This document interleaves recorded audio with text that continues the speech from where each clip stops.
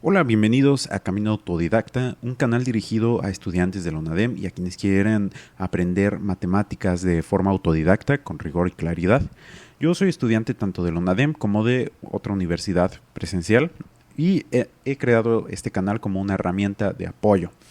Entonces, bueno, antes de comenzar con este video, les menciono que en cada playlist del canal se va a cubrir una materia de la licenciatura en matemáticas de esta misma universidad y le vamos a ir añadiendo temas importantes que por alguna razón no están en el plan de estudios, pero que son bastante importantes para la carrera de matemáticas. Bien, en esta playlist estamos trabajando con introducción al pensamiento matemático y recordemos que al final de cada playlist voy a compartir el PDF, digamos con los temas que vamos a desarrollar, pero escritos obviamente. Así que bueno, si no estás suscrito al canal, suscríbete para que al final o en el último video de la playlist que suba, pues puedas descargar este PDF completamente gratis. Y bueno, ahora sí, sin más que decir, vamos a comenzar. En la clase anterior habíamos trabajado con lo que eran las proposiciones atómicas y las proposiciones moleculares, o proposiciones simples y proposiciones compuestas. Bien, nos habíamos quedado con las proposiciones moleculares. Estas proposiciones de aquí habíamos dicho que es un tipo de proposición que está formada por dos o más proposiciones atómicas, ¿no? Las proposiciones atómicas eran algo así como la unidad. Otra forma de ver a este tipo de proposición era como unir dos o más proposiciones atómicas. Pero nos habíamos hecho una pregunta muy importante: unir. ¿Cómo vamos a unir estas dos o más proposiciones atómicas? Y bueno, es justamente lo que vamos a ver en este video. Vamos a hablar acerca de los conectores. Los conectores son símbolos o letras que nos sirven justamente para esto, para conectar, de ahí su nombre, conectar dos o más proposiciones y así formar una sola proposición compuesta. Vamos a ver que estos conectores, de hecho, nosotros ya los manejamos en nuestro lenguaje natural. En este caso, bueno, me imagino que si estás viéndome, hablas español, así que seguramente ya los conoces. Vamos a hablar de los primeros dos. ¿Sí o no has escuchado la palabra o la letra I? Y también has escuchado el cómo se usa la letra O. Bien, estos dos símbolos I y O están presentes en nuestro lenguaje cotidiano. No sé qué idea tengan ustedes, pero cuando nosotros usamos la palabra I, es como para juntar dos ideas. ¿Ok? Juntar dos ideas que suceden al mismo tiempo. Mientras que el O lo solemos utilizar como para dar opciones, ¿no? Así que más o menos va por ahí la cosa con estos dos conectores. Obviamente hay más conectores, pero quiero que empecemos con estos dos que son básicos.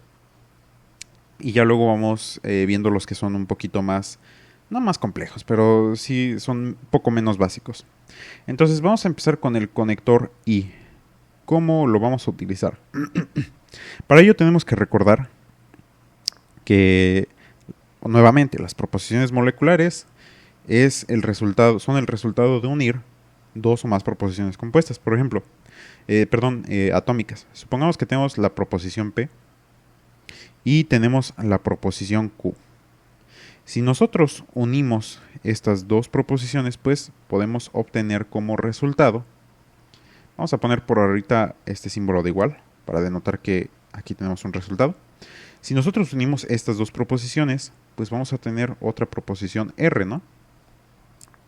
Ahora, supongamos que usamos el conector I para unir a estas dos. Este conector de aquí que ya habíamos dicho. Bien, supongamos que lo utilizamos para unirlas. Entonces, vamos a ponerlo justo aquí. Vamos a poner el conector I.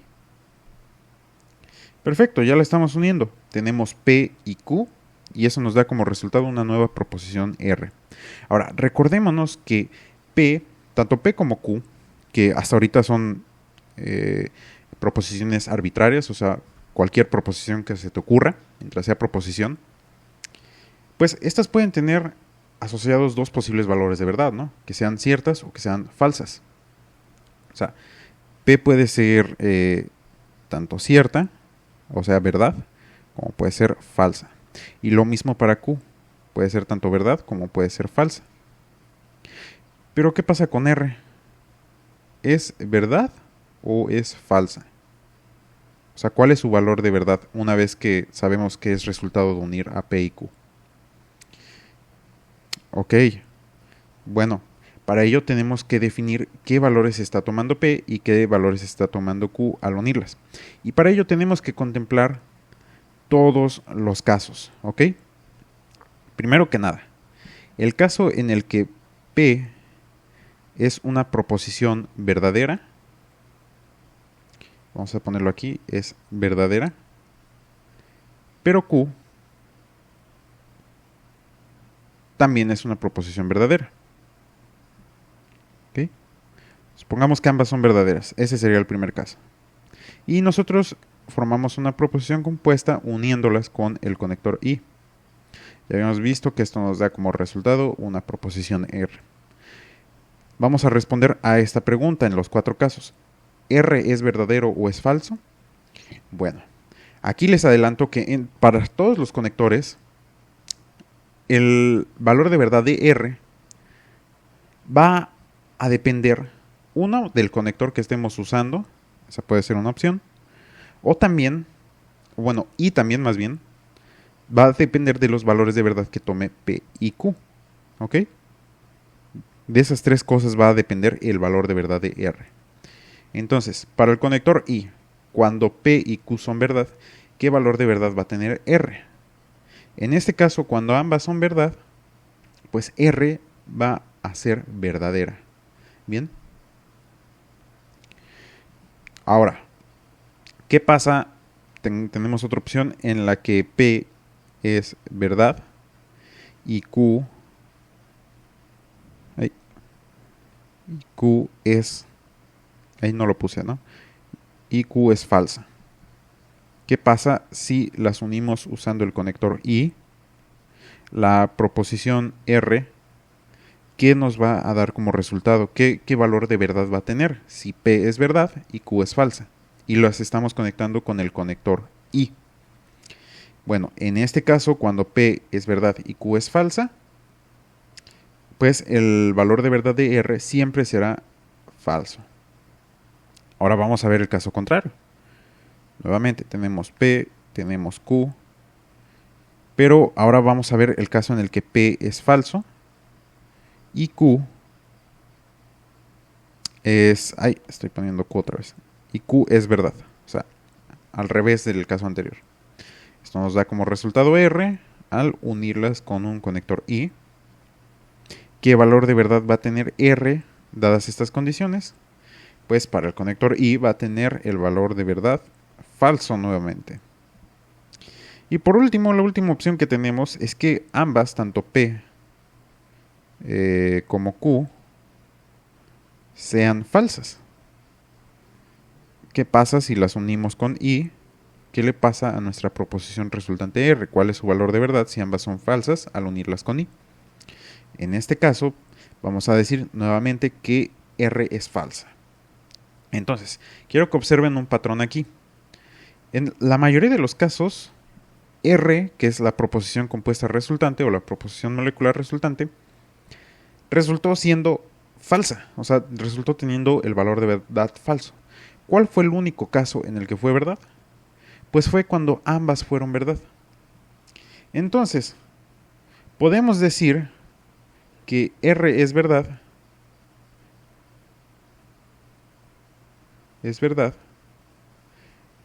cuando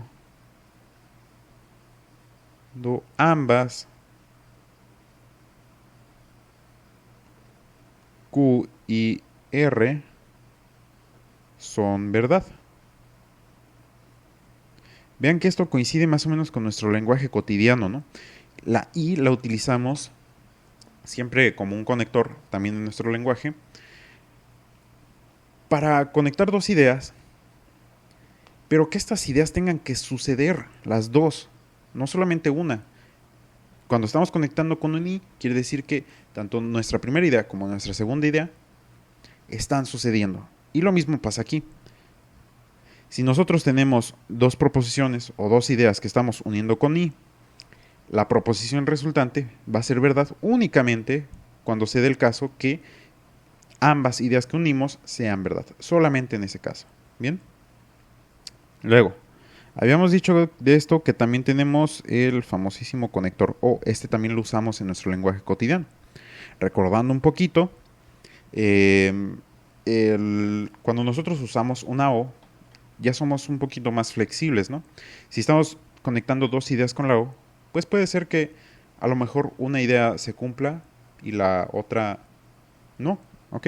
Y lo mismo puede pasar acá. Vamos a hacer lo mismo que con P y Q. Vamos a conectarlas con O y eso nos va a dar como resultado una proposición R. Entonces, conectamos P y conectamos Q con el conector O y eso nos da como resultado una proposición molecular R.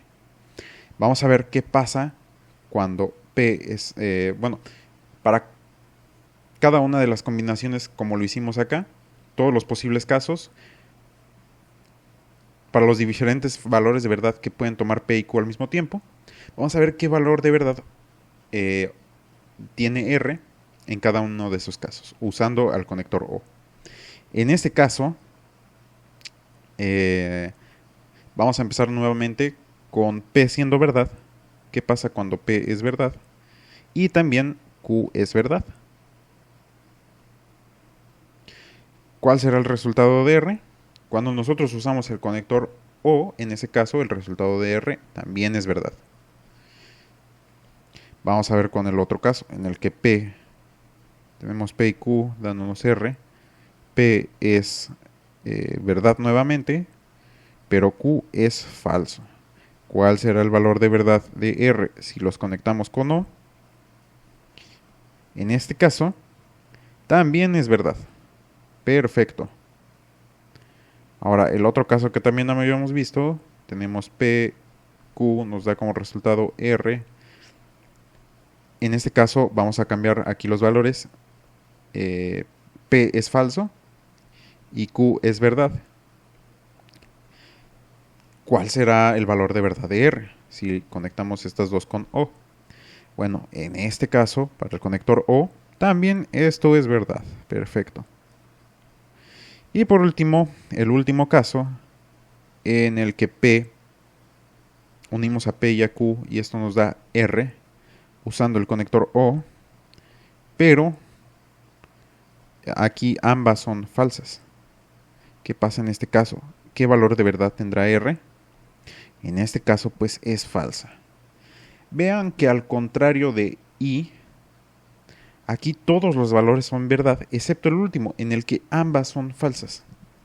Y es porque, como yo les había dicho, el O no es tan estricto a diferencia del I.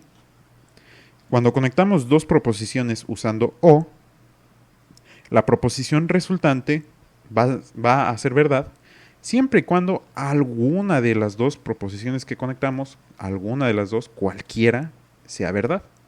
Ahora, ya si de plano ninguna es verdad, como es el último caso, este caso de aquí, solamente en ese caso R va a ser falsa. Solo en ese caso. Ni un otro caso, ¿ok? Entonces, bueno, estos son los primeros dos conectores básicos. Vamos a ir poniendo aquí simbología, porque sí, tienen una simbología. Primero que nada, al conector O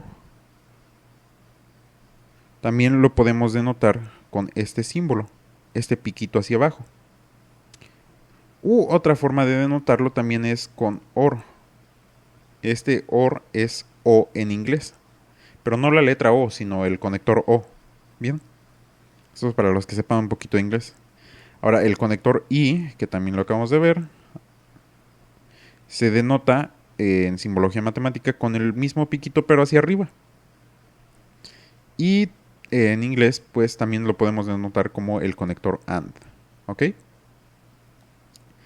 Y ahora va a surgir un nuevo, pues se le considera conector, pero en este caso, con este conector, entre comillas, no se unen o no nos sirve como tal para unir proposiciones. Vamos a ver ahorita. ¡Ay! Ya les estoy spoileando nuevamente. Este conector no conector se le llama no o negación. Vamos a ponerlo mejor así completo. Negación.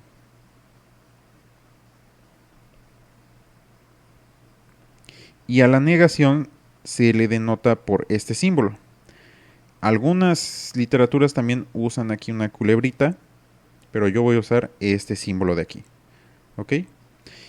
Y en inglés, su notación en inglés es not, de no en inglés. Cualquiera de esas tres formas se puede utilizar. Al igual que en los otros conectores también, cualquiera de todos ellos pues se puede utilizar. Y por último vamos a ver otro otros dos. Bueno, no por último, faltan otros dos. Vamos a ver el conector de implicación. Veamos que ya vimos los primeros dos. Ahorita vamos a ver los que le siguen, ¿no? Pero primero vamos a ver la simbología. Luego tenemos la implicación. Y se suele expresar con una flechita así. Bien. Ya más o menos les voy a explicar cómo funciona la simbología de este conector cuando lo veamos ahorita. Y también en algunos textos lo pueden identificar como un entonces. ¿Ok? O como una condicional.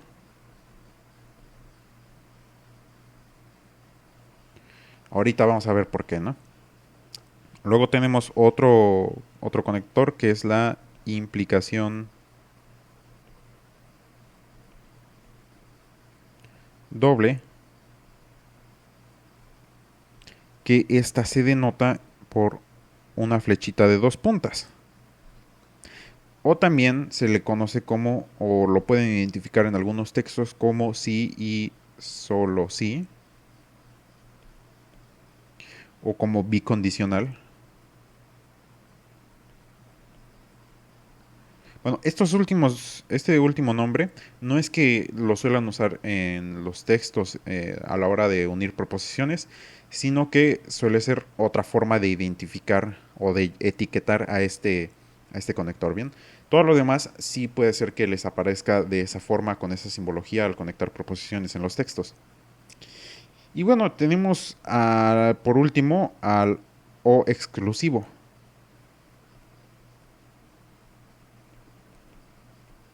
Ahorita nuevamente lo vamos a ver. En simbología matemática se expresa con un círculo y adentro una cruz. Y en inglés se le suele decir XOR. Por exclusive OR. Bien, por esas dos cosas. Exclusive OR. O OR exclusivo. Ahora, algo que me faltó es que también aquí a OR y a AND también hay otra forma de llamarles, que es la disyunción para O y para I la conjunción. Es otra forma de llamarles a esos dos conectores. La disyunción o la conjunción. Bien, entonces ya hablamos de este y de este. Nos falta primero que nada la negación. La negación nos va a servir para aplicársela únicamente a una proposición. Por ejemplo, vamos a ver esta proposición P. Como solamente vamos a trabajar con una proposición, vamos a ver que P, pues solamente necesitamos analizar el caso en el que P es verdad y en el que P es falso. Solamente esos dos casos. Y el resultado de usar o aplicarle la negación a P nos da como resultado una proposición R. Entonces, vamos a ver el primer caso. El primer caso en el que P es verdad. ¿Qué valor de verdad tendrá R si es el resultado de aplicarle la negación a P? En este caso, el resultado de esto será falso. Ahora vamos a ver el otro caso, en el que tenemos una proposición P que nos da como resultado una proposición R al aplicarle el conector negación. Aquí P debe de tener el otro valor de verdad posible, que es falso. ¿Y R qué valor de verdad tendrá? Pues en este caso será verdadero. Vean que esta negación es como la renegada de los conectores, porque lo que hace es tomar el valor de verdad de P y al aplicarle la negación, y miren, ya me llegó notificación de Chedriver. Al aplicarle la negación, pues simplemente le cambia al valor de verdad opuesto. En este caso, si P es verdadero, al aplicarle la negación, se vuelve falso, ¿ok? La proposición resultante. Es simplemente eso. Es rebelde porque el valor de verdad de la proposición R resultante es el contrario del valor de verdad que tenía la proposición P al cual le aplicamos el conector de negación. Bien. Luego tenemos el de implicación. Supongamos que tenemos aquí una proposición P y una proposición Q. Aquí sí se usa para conectar dos proposiciones o más también. Y nos da como resultado una proposición R al aplicarle la flechita o la implicación. Fíjense que aquí es muy importante el sentido de la flechita, porque no es lo mismo esto de aquí que P flechita en este sentido Q. ¿Ok? Es muy importante, no son lo mismo. Esto de aquí no es lo mismo. Tenemos que tener mucho cuidado con ello. Bien. Cuando nosotros leamos dos proposiciones conectadas aquí, otra forma de leerlo en el lenguaje un poco más natural sería: si sucede P, o sea, si P es verdad, entonces Q. ¿Ok? Si P, entonces Q. Y hay que identificar dos elementos muy importantes aquí. Esta primera proposición P y esta proposición Q. A la primera proposición P se le conoce como la hipótesis. Y a la proposición Q, que está después del entonces, se le conoce como conclusión. Ya vamos a ver más adelante por qué nos sirve todo esto. ¿Ok? Entonces, esto sí es muy importante que se lo aprendan. Que en este caso, para este conector, la P que está antes de la flecha es la hipótesis y la Q que está después es la conclusión. Bien. Y yo les decía que no es lo mismo ese sentido de la flecha, porque imagínense, si ahora yo escribo si Q, entonces P. Así con nuestro lenguaje cotidiano, el que usamos nosotros. La palabra sí y la palabra entonces la usamos. Y P y Q supongamos que son proposiciones cualquiera. Para ustedes, ¿tiene sentido decir que esto significa exactamente lo mismo? No, ¿verdad? De hecho, como ya habíamos dicho, a este conector también se le conoce como condicional, porque lo que estamos diciendo es que, lo que estamos haciendo es condicionar a que si sucede P, entonces concluyamos que Q, por eso es condicional. Y eso no es lo mismo decir que si sucede Q, entonces concluyamos que P, ¿ok? No es lo mismo. Por eso el sentido de la flecha importa. Entonces vamos a analizar todos los posibles casos para cada posible valor de verdad. Vamos a analizar el caso en el que P es verdad y Q es verdad. Bien, en el que ambas son verdad. En este caso vamos a ver que el valor de verdad de R es verdad. Luego, el siguiente caso. Tenemos P conectado con Q, nos da R si nosotros lo conectamos con el entonces. Ahora tenemos el caso en el que P sigue siendo verdad, pero Q ahora es falso. En este caso, el resultado de R es falso. Ahorita vamos a ver el porqué de estos, ¿ok? Este es falso.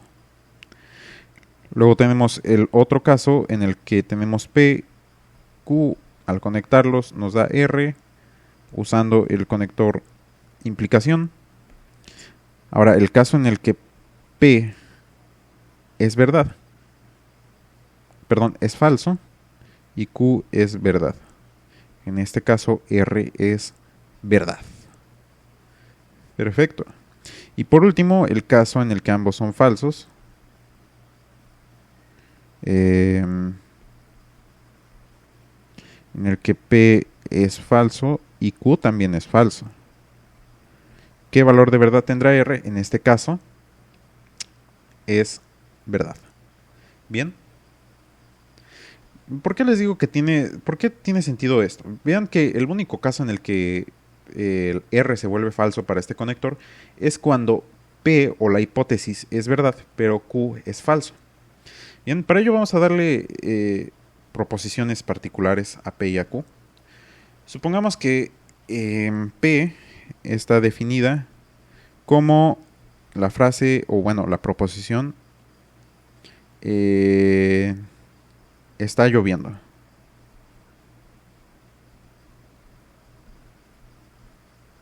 Ya habíamos dicho que teníamos que ser más específicos para que esto fuera objetivo, pero supongamos que aquí estamos especificando algún lugar, ¿no? No lo pongo para no agrandar mucho la frase, pero supongamos que estamos diciendo que está lloviendo en México, en la carretera tal, tal, tal, en el kilómetro tal, tal, tal. ¿Bien? Luego definimos a Q como el piso está mojado.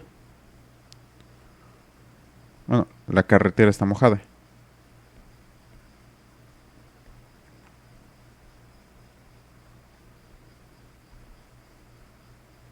Es más, vamos a verlo de otra forma. Yo estoy mojado.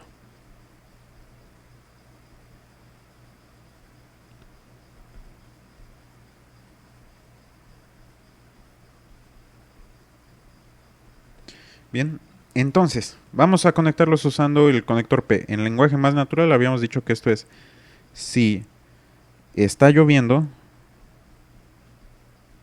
Esta es la hipótesis, que es P, o es la primera proposición. Entonces, estoy mojado.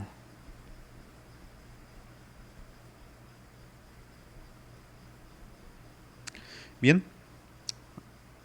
Si está lloviendo y efectivamente estoy mojado, o sea, ambos son verdad, tiene todo el sentido del mundo, ¿no? Si está, ahora, si no está lloviendo, o bueno, en el otro caso, en el de falso y falso, no está lloviendo y no estoy mojado, o sea, ambas falsas, también tiene sentido, ¿no? Si no está lloviendo, pues obviamente no voy a estar mojado. Ahora, ¿qué pasa si te digo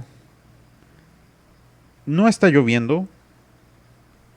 No está lloviendo, pero sí estoy mojado. ¿Esto puede ser cierto? Pues sí, puede ser cierto, porque a lo mejor no necesariamente me habré mojado con la lluvia, ¿no?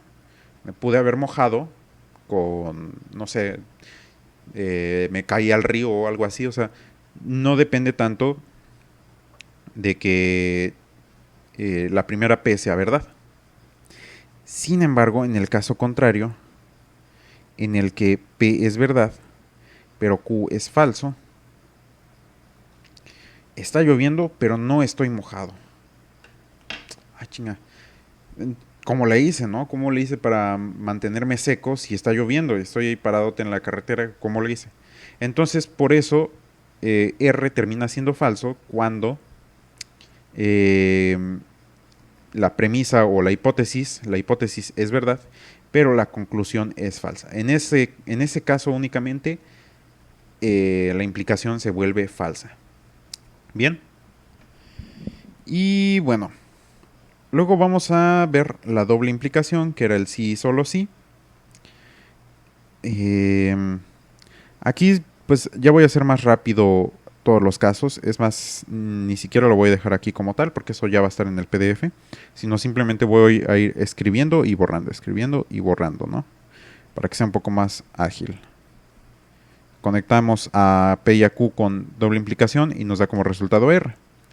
En este caso, bueno, aquí tenemos el caso cuando ambas son verdad, nuevamente. ¿Qué es R? Pues R es verdad. Bien, tenemos ese primer caso. Luego tenemos el otro caso en el que P es verdad, pero Q es... estoy poniendo otra vez Q. Pero Q es falso. En este caso, R es falso. Bien. Luego tenemos el caso contrario. Ya les hago spoiler. P es verdad, pero Q es falso. Aquí R también es falso. Y por último, veamos el caso en el que ambas son falsas. Es decir, P es falsa y Q también es falsa. En este caso, R es verdad. Si ustedes me siguieron, habrá notado que R es verdad únicamente cuando P o Q, P y Q, tienen exactamente el mismo valor de verdad.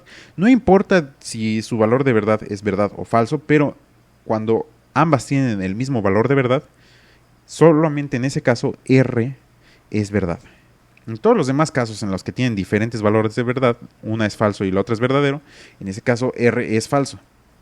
Entonces, con que se aprendan eso para este de doble implicación, está más que perfecto, ¿bien?